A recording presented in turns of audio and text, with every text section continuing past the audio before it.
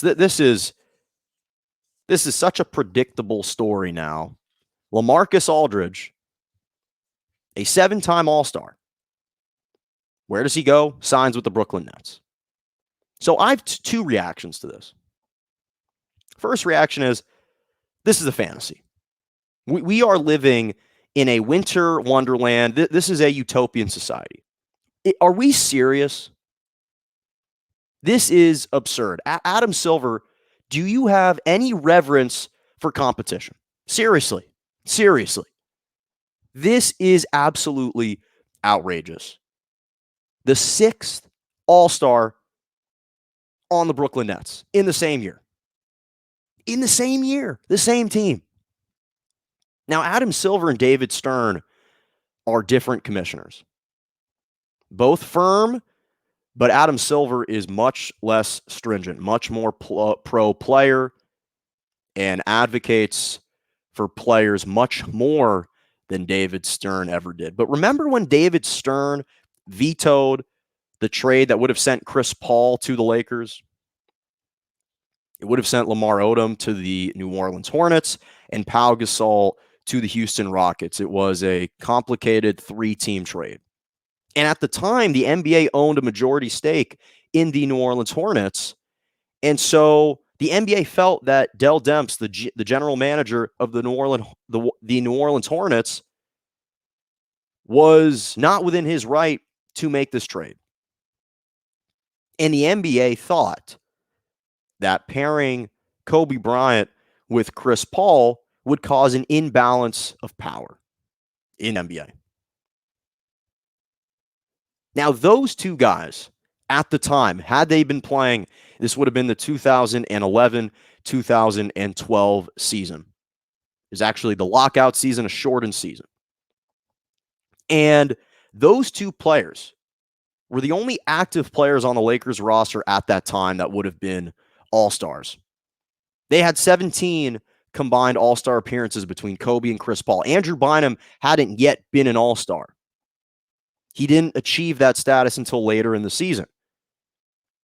And David Stern thought that those two players being paired together would be overwhelming.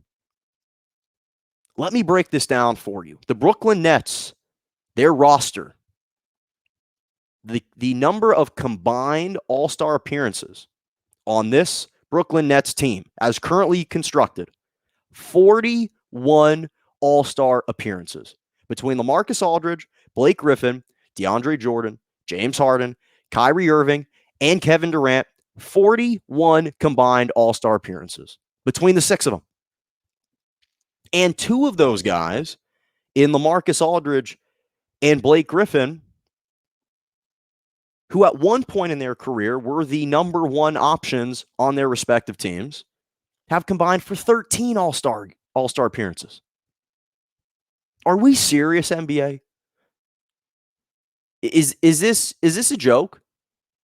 All 6 of these guys are on the same team? Now, I understand that Steve Nash is going to be having to traverse through this maze of trying to find picking and plugging the right players. But this is just an embarrassment of riches, to the point that the only reason why I've even been able to maintain any sanity at all, is because LeBron is so dominant as a basketball player that he's the only reason I even have any hope that the Lakers or anyone else can compete against the Brooklyn Nets this year. So that's number 1. Number 2 is, and I want to apologize to Kevin Durant in advance, because this was uncontrollable. This was out of his control, out of his hands, through no doing of his own. He is not going to garner the same kind of respect and the same kind of credit that he feels he should deserve if the Brooklyn Nets win this year's championship. I'm sorry, he can't. This is stacking the deck. This is overload. This is Operation Overload.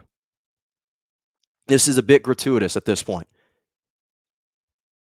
because the talent pendulum has swung so flagrantly in the Brooklyn Nets' direction that even if Durant is the best player and the most talented player on this Brooklyn Nets team, they have a bevy of players who you can attribute their success to. And even if Durant is the quote-unquote scoring leader on that team and is the most talented player, you've got James Harden playing like an MVP. You've got Kyrie Irving, who's a six-time All-Star. And you got Blake Griffin and LaMarcus Aldridge probably coming off your bench. Maybe one of them is starting. DeAndre Jordan even has made an All-Star appearance. I'm sorry, but you, quite frankly, don't deserve all that credit.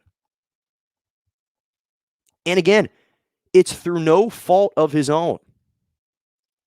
This is through no fault of Kevin Durant. In fairness to him, when he signed with the Brooklyn Nets 2 summers ago, he didn't anticipate that all these events would transpire. He didn't anticipate that an all-time great scorer in his prime, in James Harden, would be in such a turbulent environment, such a tumultuous situation in Houston that he would forcibly remove himself out of that situation, demand a trade, and actually be sent to the very team he wanted to be traded to. He couldn't have foreseen that. He couldn't have foreseen Blake Griffin and LaMarcus Aldridge demanding not trades, but being bought out and then signing with them immediately after, midway through the season. So in fairness to Kevin Durant, he didn't anticipate these acts happening. But it doesn't negate the fact that it's happened. It's transpired. You can't rewrite history. It's happened. They're on your team. This is the situation you're in.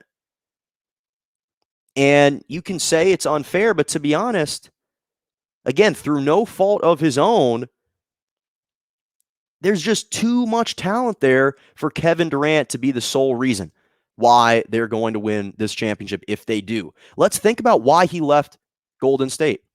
Kevin Durant left Golden State because he didn't feel like he was garnering the type of respect and validation that he sought. He wanted to be the sole reason behind Golden State's success. And there's no question that he was a vital and instrumental piece in their back-to-back championship runs. But he thought that by being the best player on a championship team, that would equate to him being solely responsible for that team's success. And that is where the error lies. That's where his opinion is flawed. Because the narrative surrounding Kevin Durant his entire career with Golden State was that he's just joining a well-oiled machine.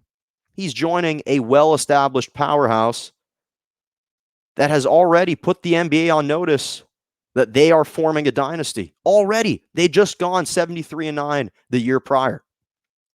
The second consecutive season that they'd reached the NBA Finals. They even knocked out his own Oklahoma City Thunder when the Thunder were up 3-1 en route to reaching that NBA Finals. And he was never going to be beloved, revered, and idolized the way that Steph is in the Bay because it's Steph's team. Draymond is the heart and soul. Klay Thompson makes up the other duo of that Patterson Splash Brothers duo. Kevin Durant wasn't going to insert himself into that fold. He wasn't going to chisel himself into the statues of all-time greats with the Golden State Warriors. Now, I still think that his jersey should be retired, but that's not the debate at hand. And so when I just look at Kevin Durant, there's so much talent on that team that I just feel like you cannot just attribute it to him, even if he plays sensationally well and they reach the NBA Finals and they win a championship. Because I just want there to be some consistent messaging. I really do. If you are the NBA, at some point, you have to be able to veto an additional signing like this and just say, you know what, Brooklyn, we're going to force you to play with the roster that you have with your meager 5 All-Stars. We're going to force you to play with 5 All-Stars. I'm sorry. I know we're terrible for precluding you from signing a 6th All-Star on your team. At some point, it's just overkill. And at some point, the NBA has to step in. And again, I'm not advocating for NBA regulation, but I do think that there should be some changes. Some changes.